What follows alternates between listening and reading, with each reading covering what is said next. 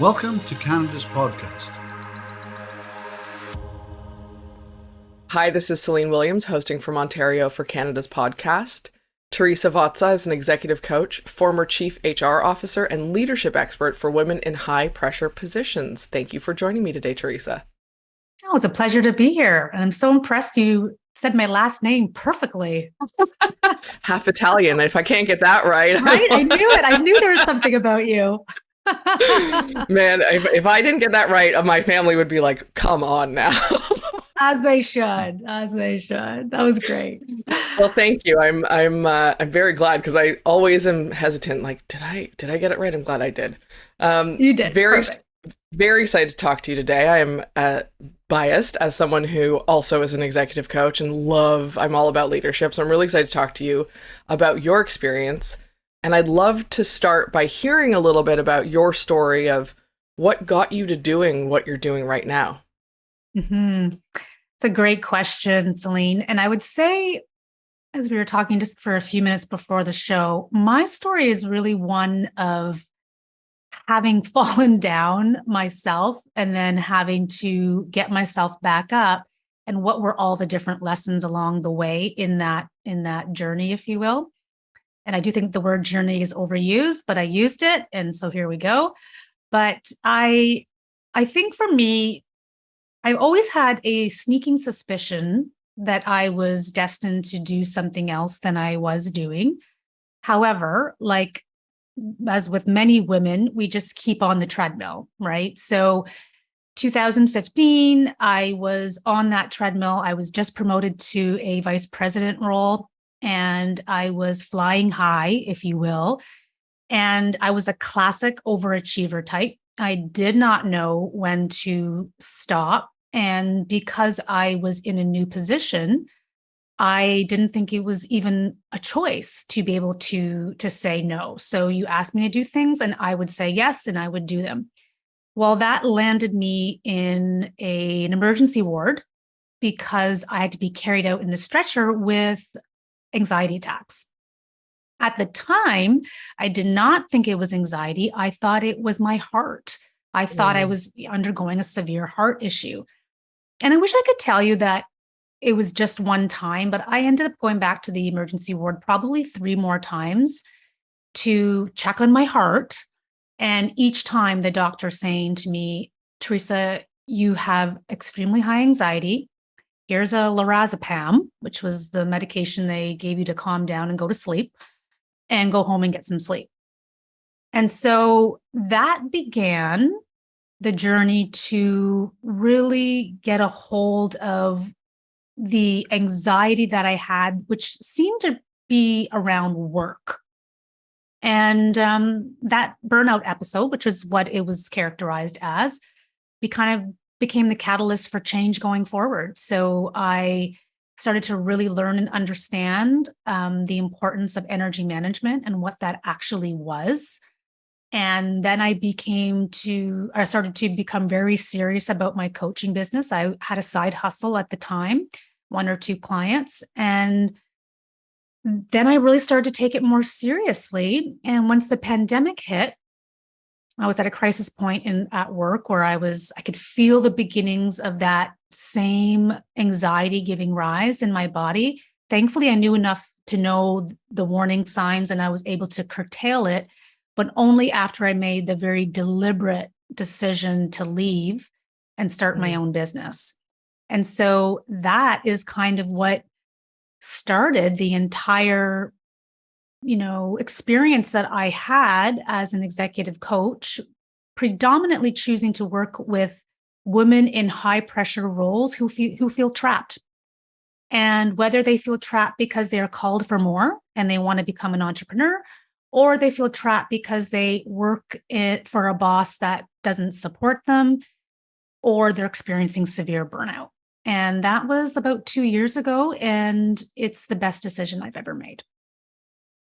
I love that. I have 2 questions. The first one is, I'm curious if you ever work with women who feel less trapped by, say, a job or a role that they want to escape, but feel trapped by the life they've created that they thought was supposed to be one thing and not the other. it may not be work specific, but fully, I'm going to totally own a bias here. I hear a lot of that where it's not even necessarily or as specific as this job is or this role or this boss is the problem, but it's like, I think I've created a life that may not be the life that I want. Oh my gosh, all the time. And in fact, I think I was just writing an article today about, the life you want to escape from.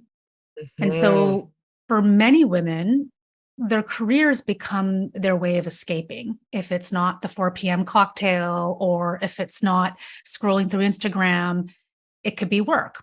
And so I hear a lot from women too, who will say things like, this isn't what I thought it would be. And when we really uncover what that's really about, it's because they're not living in integrity. And so when you're not living in integrity, your body starts to reject you. And so it'll start to show up in feelings of anxiety or stress or overwork or saying yes when you mean no. So yeah, the life that they find themselves in is so unsatisfactory because they made decisions back when they're in their 20s or 30s, depending on when they started their careers like really taking off, that wouldn't be the same decisions that they would make today. And I think once women feel like they're allowed, like that, and it's terrible that we even have to use that word, but for so many women, it's almost like we're waiting for permission to be told it's okay. It's okay for you not to want to do this anymore. It's okay for you to be exhausted. It's okay for you to wish that you had done something completely different. And further, it's not too late. Because I think that really also enslaves women, is this belief that I should be happy. It's, I really should just be happy with what I have. It's not that bad. And then we start telling ourselves these things, right? Yeah. I love what you said about permission, because I think that is a real challenge for women across the board. Listen, I think it comes from how we socialize little girls. I think it is a whole deep, much larger societal thing, that exists in most societies, but definitely in North America. And that is that we, as women, look for permission to do things. Is it okay for me to do this? Is it okay? Is it okay to be different, make a different choice, whatever the case may be, rather than trusting our intuition or looking internally and saying, is this what I want? Like, is this, rather than, do I have permission to do this? Is this even what I want? What would it be if I could do what I want to do? That's one of the first questions I ask women as well is, what is it that you really, really want? And it always baffles me, but it shouldn't, because I don't know that I would have been able to have answered that years ago. But so many women don't know how to answer that. And I think it's because we have been so used to not asking ourselves what we want, that those neural pathways have not been strengthened. And so instead, we are settling for what has been normalized in our lives, in our careers. And in fact, one of the things I often will, coach women on is the importance of not having to ask for permission and watching for it, even in the language that you use. Like, I used to do this all the time as an executive. Is that okay? Is that okay? Or I'm sorry. And I used to always use all this diminutive language, almost unconsciously, because it was what I had conditioned myself to be as secondary to men. And you're right. I mean, a lot of it is just the way little girls have been brought up. But the good news is that once we recognize how we keep kind of pulling ourselves down, we have the ability to change that. And that's what happened to me, is I was able to really question my language and what I was telling myself and what I was making things mean. It wasn't true. And so I had to really uncover for myself, what does it mean to live a life that is true? And it sounds cliche, But there's a reason cliches exist for a reason, is because it originates from somewhere. And that one is true. If we're living in any kind of dishonest fashion to ourselves, it's going to show up in maladaptive ways. Absolutely. And I think that it is really hard I think it is more challenging, let's put it that way. I think it's more challenging for women than for men, and I'm not saying it's not challenging for men as well. Please don't get me wrong, but I think it is more challenging for women than for men, let alone when you get into, people of color, indigenous, like let alone any other, queer, whatever group that is outside of that, to do something that is different than what is expected, or own that they want something that is different than whatever the quote norm is, to step into that and trust that it's okay to be different in that way. It is much more challenging for women. And so we do have a tendency to use, language that diminishes us, to always kind of check that balance. The thing that I always notice in emails is how often women say, I just have a question. This is, just really quickly, or whatever that is, to make it asking for permission to ask something or say something that is completely, quote, normal to ask, or whatever the case may be. And it's really, I think it's important that we acknowledge that this is real.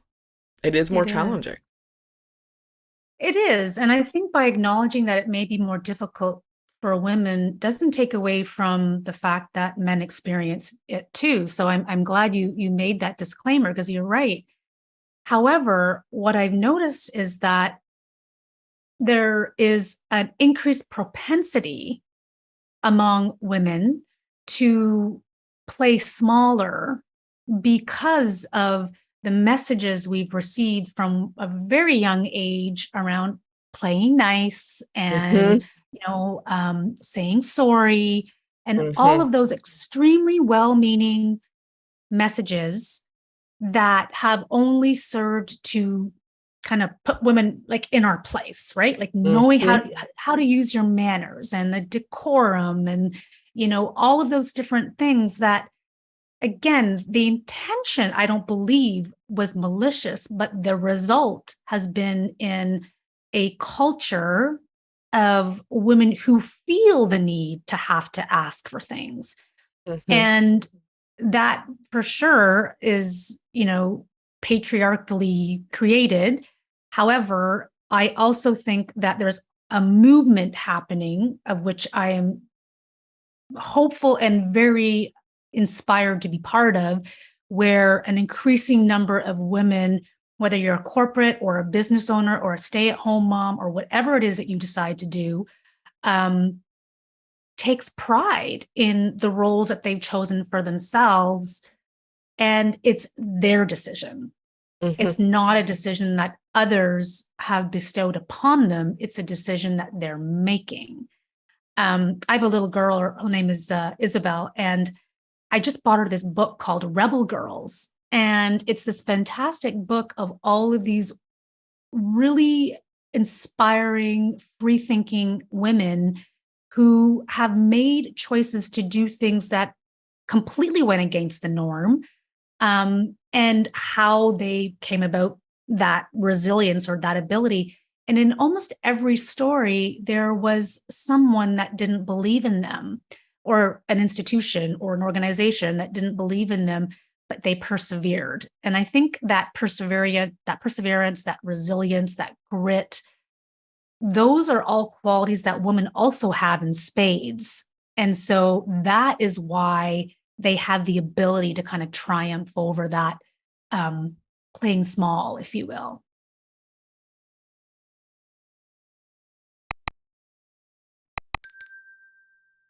Yeah, I think that, first of all, we're definitely going to link that book in the notes, just as a sidebar for anyone with little girls, because I think that's a fantastic call out. Thank you for shouting it out. Yeah. And when you started talking about this, I thought, oh, this is so interesting, because not even a week ago, I had a man say to me, you're kind of a bitch. And I said, and this is like a playing small thing. And I said, I think you mean that I'm direct and confident, and society has taught you that that means I'm a bitch. Would you ever say that to a guy? And he immediately stopped and was like, oh my goodness. Oh, I bet. But I use that example because it is, first of all, I'm not the only woman who has experienced this. I'm not, but it's so common to hear things like that as a woman, to have moments like that that are reinforcing the idea of playing small. Like, how dare you step into something that is not expected of your gender? You're not playing nice right now.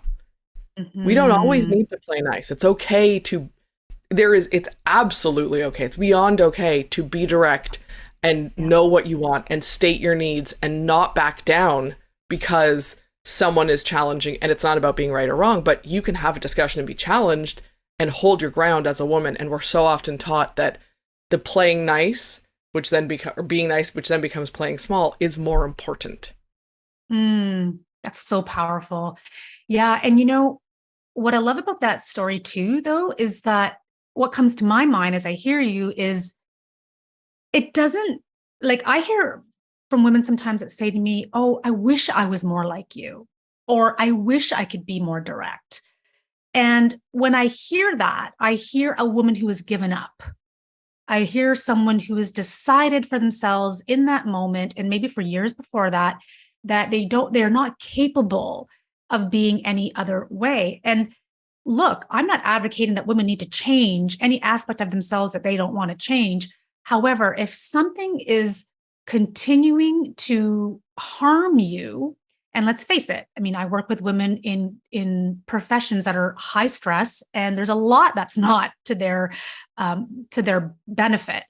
And so the only way out of that is to practice. And once you uncover all of the, and I know this is really big out there too, but like limiting beliefs and the paradigms and all of the different ways in which to say all of the head trash, that we've heard growing up and even as adults, once we start to just uncover that, we can unravel those beliefs and actually be different. I mean, I had a client who, when she first started with me, she was unable to say no to her CEO.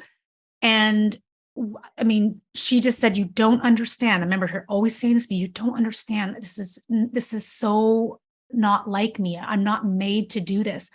And I was like, I want you to try one sentence, just one. And that sentence is, let me get back to you. And that one sentence, and I would have gone further because I'm a bit more bold that way, but we had to start small, right?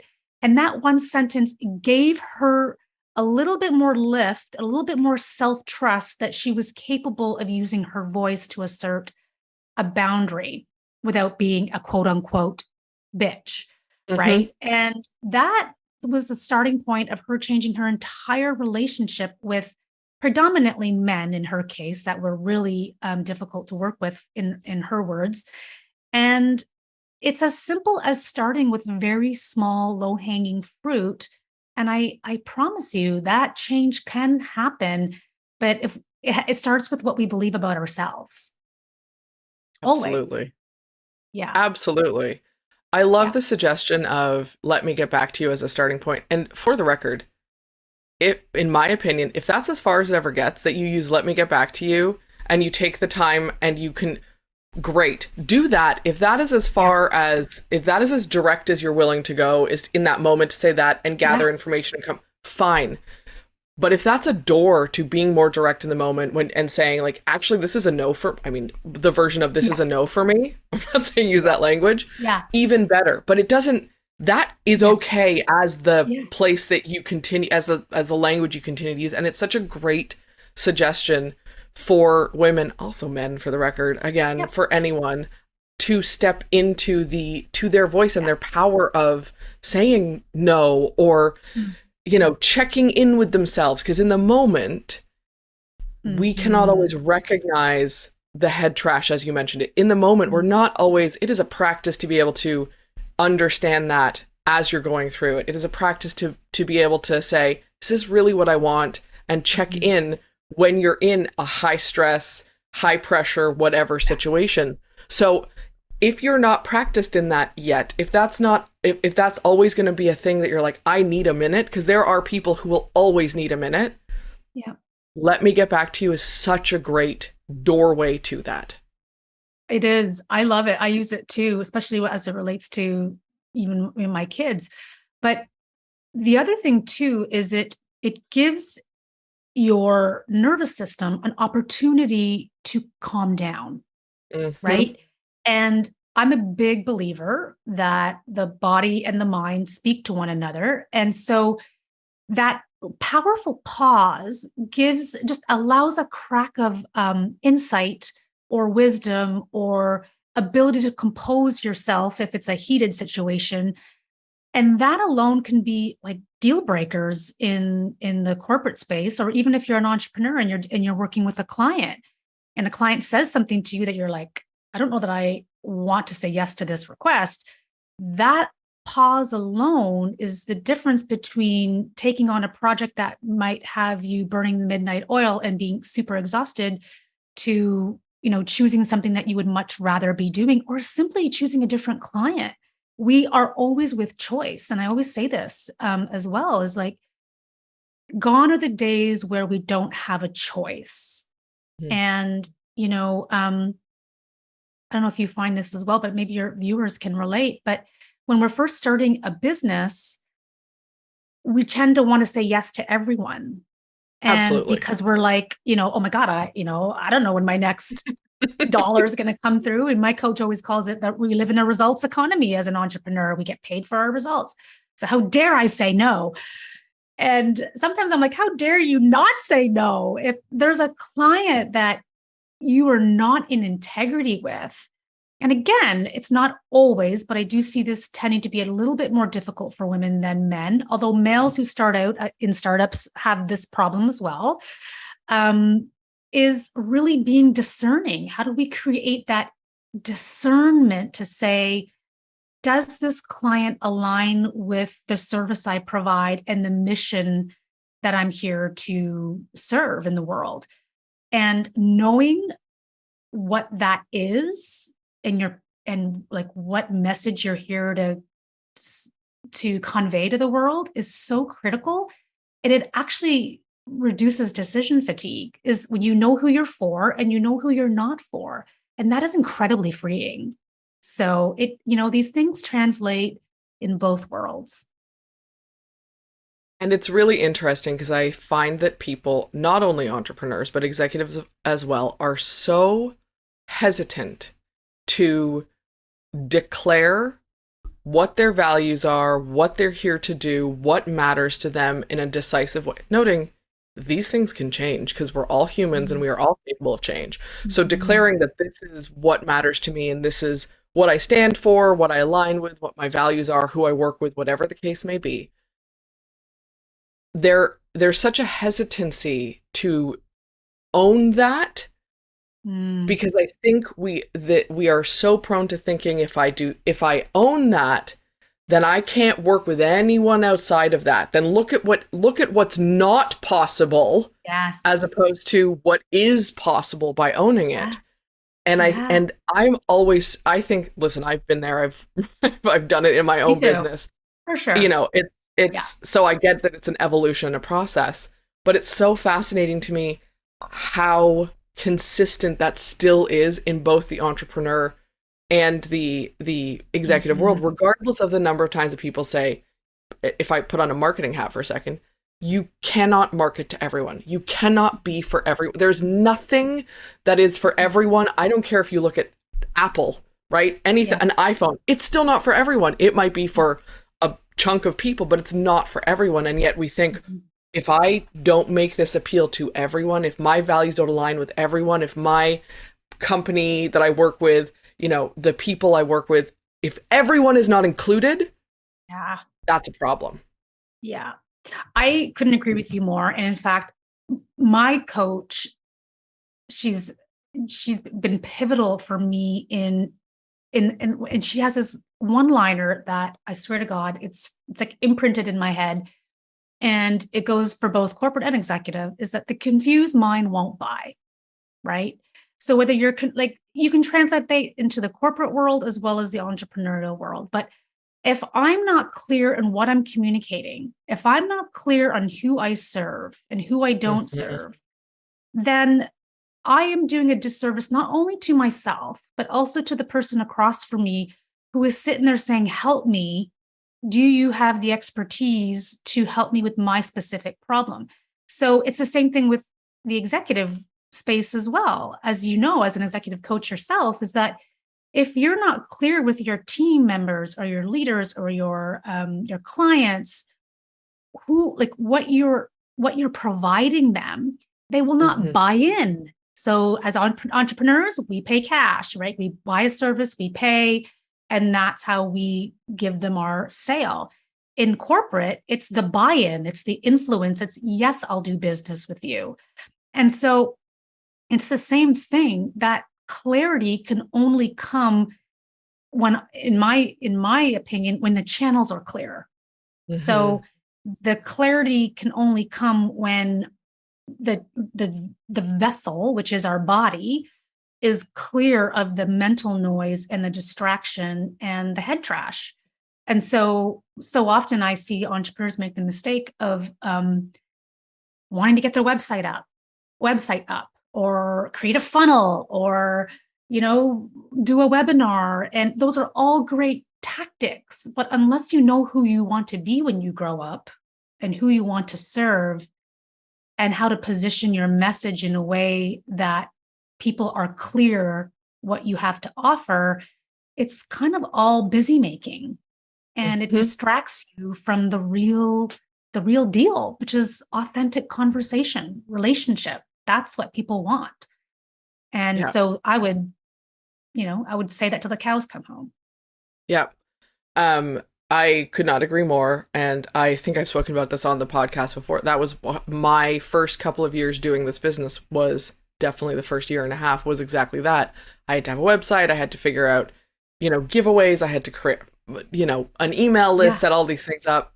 None of it mattered ultimately. And listen, I have a website that is so old at this point, and a new website that has been like in a holding pattern because it's just, I know now that I should do it, but I also know that it's not the be all end all of my business. My business is fine without that specific thing, because it is about the connection. And a lot changed for me when I got clear on who I was working with the note that it has evolved over the past 8 years. Who my ideal client is now, who I work with, who I'm for, has evolved as I've evolved, as my business has evolved. And that is also okay. I think we get really hung up on like, I am declaring this as my thing and this is the only No, we all evolve. It is wonderful to own that and be okay with that, and, be in the evolution and share it with people, because that's how we know it's okay. Yeah. And I think, one of the things I often say to others as well is like, you were only one decision away from choosing something else. So one of the things I think is so, so critical, and I'm with you, like my first couple of years when I was still a side hustle building my business, it was exhausting. I was close to burnout again because I was focusing on being everything to everybody. And again, this is the same problem I see with my executive clients. I'm trying to be everything to everybody, including at home, right? Remember, like I work with women. So not only are they, trying to do that at work, they're coming home and also trying to be everything to everyone there too. And so, one of the things I think is so freeing is when you're only a decision away to making a different choice. I tried something, it didn't work.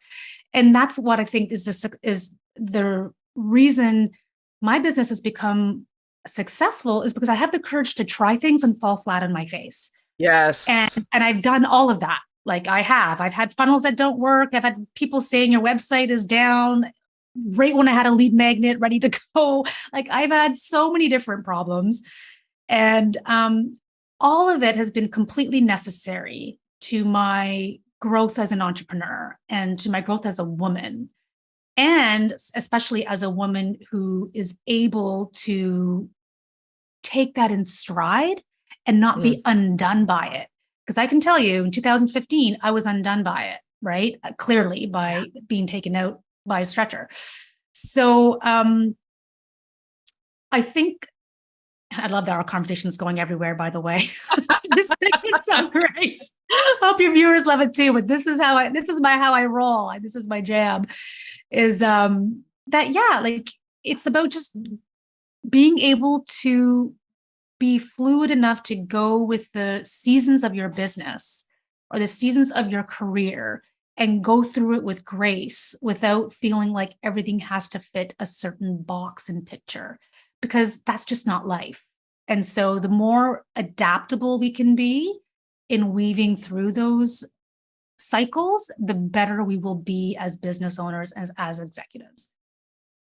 I mean, this conversation is a great reflection of that. It's about going with the flow and opening up, wherever comes, and not being so focused on it has to be this way or it has to look like this. And I appreciate you going with the flow in that, because this is definitely the type of conversation I like to have also. Good. Well, we're a good pair then. I do want to ask this question before we wrap up is because this has been very flowing, is there anything that we didn't get to that you would like to bring up, or something you want to emphasize in the conversation we had? Because I do expect, unsurprising, I do expect that we're going to have a lot of women listening to this and watching this. I think what always stands out to me is the piece around how living in integrity is really the true path to freedom, right? So the more we know ourselves, the more we know what's not working, is the better off we will be to finding what does. So knowing what you really want is such a critical question. And if women need help answering that question, that's where help is there for you. And start with just asking, well, what do I know is not working? And take a 24-hour scan and ask yourself, what areas of my life are draining me right now? And what areas of my life are replenishing me? That is a good gauge to start the deeper work of understanding, what am I meant to be doing?